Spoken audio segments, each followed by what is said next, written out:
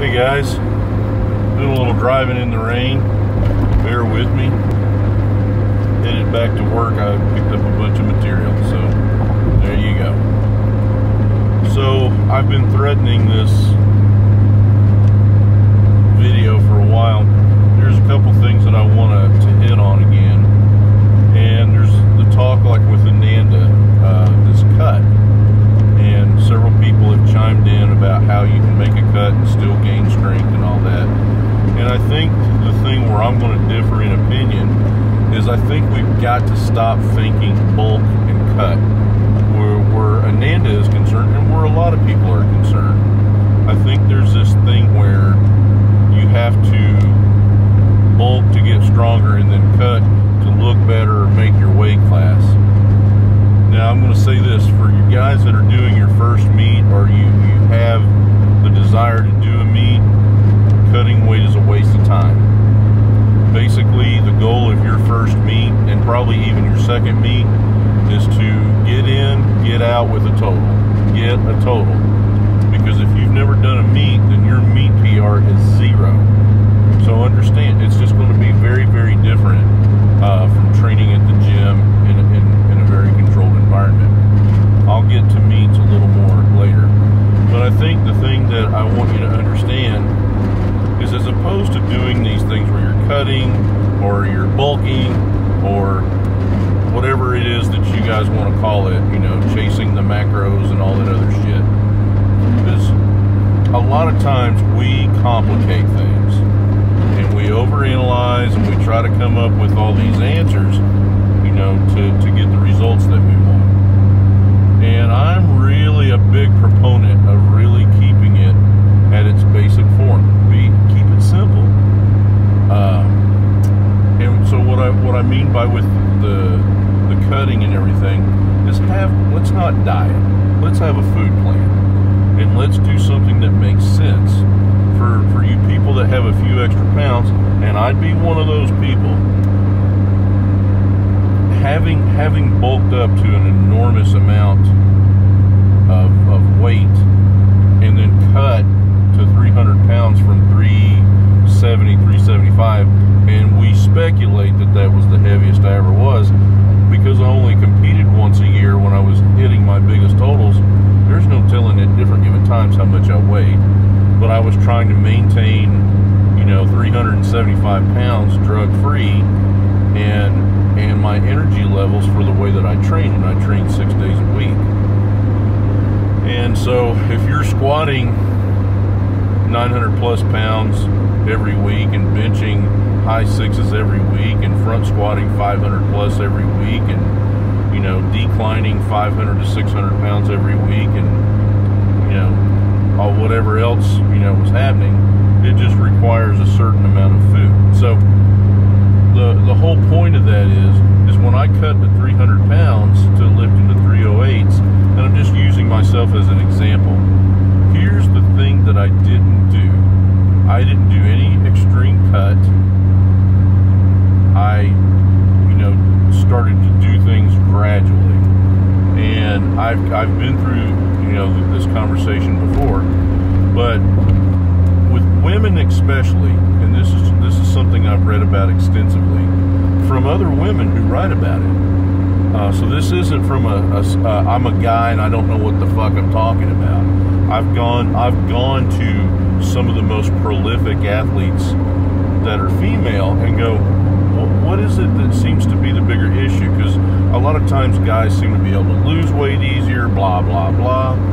And the overlying message, what was very predominant in all of them, with what they had to say, women have the tendency to overeat but underfeed. Now see, that's where it makes a lot more sense. You have to look at your food plan as feeding. And it's not about deprivation to become, you know, this whole caloric deficit.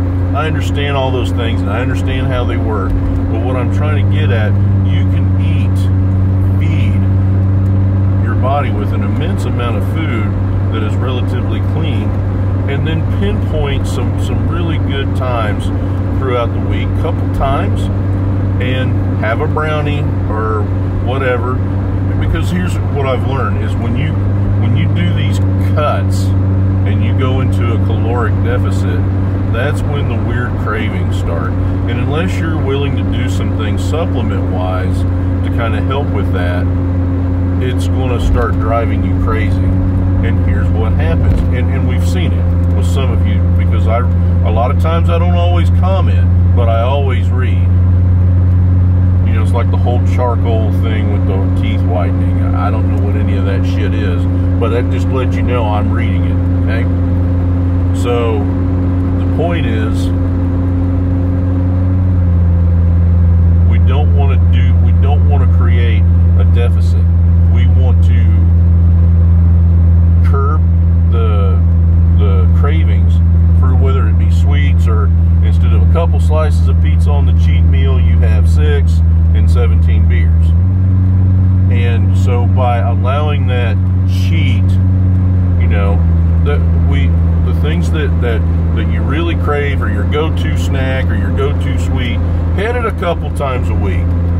And that way we eliminate this need that when you're at such a level of deprivation that you're going apeshit, then you do stupid things like you eat the whole, you know, Jockey Club cheesecake. You know, that it completely undoes all your work.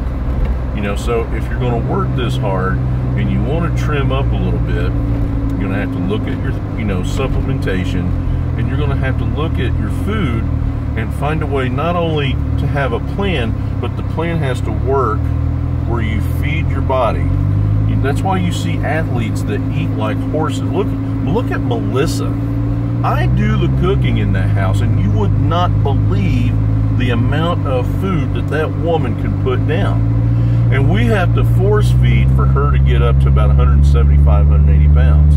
You know, and she needs to be that heavy because she's 5'9.5", 5'10", and she's so long for strongman.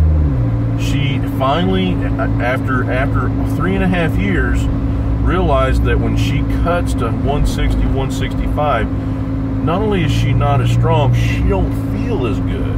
Now think about that. We have, especially with women, it's like me at 52. I've got all this shit, you know, and we can come up with cute sayings as that's not gray, it's chrome. No, motherfucker, it's gray, you know. And I've lived long enough to have gray, you know, and I'm old enough now. I've got like a droopy fucking eye and all that. It counts. But at the end of the day, when you see me, even with my belly, because I've still got a 22-inch neck and I've got these ridiculously stupid traps, and I'm big, you people look at me like, man, that guy's a big power lifter. And even at, you know, at the meet this weekend, that is a huge lift for a master lifter his age. He's a monster. No, I'm an old fat guy in every other circle that we live in. You see what I'm saying? It's a whole different ball game for a woman, and I understand that. So a lot of these things are going to be how you learn to see and accept yourself. I didn't say that was a free pass to be sloppy. I didn't say that was a free pass to do anything ridiculous. But what I want you to start doing is, when you look in the mirror, look at it realistically. And even all these photos, with it photoshopped and everybody's nip tucked and sucked to one end to the other, figure out what your priorities are. If you want to get stronger, you're going to have to eat. And if you want to have a little less body fat, then it's going to be what you eat and when you eat it, and how is the food? You know, is it a clean thing? Is it grilled chicken and spinach, or is it a double cheeseburger? And hey, I'm about the double cheeseburger, trust me. So the whole point to all this is I want there to be a sense of realism. I don't want you to make yourselves miserable, and I don't want you to do something as a lifter that is going to tear down your hard work and frustrate you even more. This is not a 6-week or even a 16-week fix. This is creating a lifestyle that goes along with, you're spending a lot of time in the gym. All you people that I work with, and all the other people that are commenting on the Team Ogre accounts, you know, the lifters, I see, you know, there's things that you struggle with. You know, you don't want to post pictures of yourself because you're uncomfortable with how you look. So why would we do things that would make us even more miserable?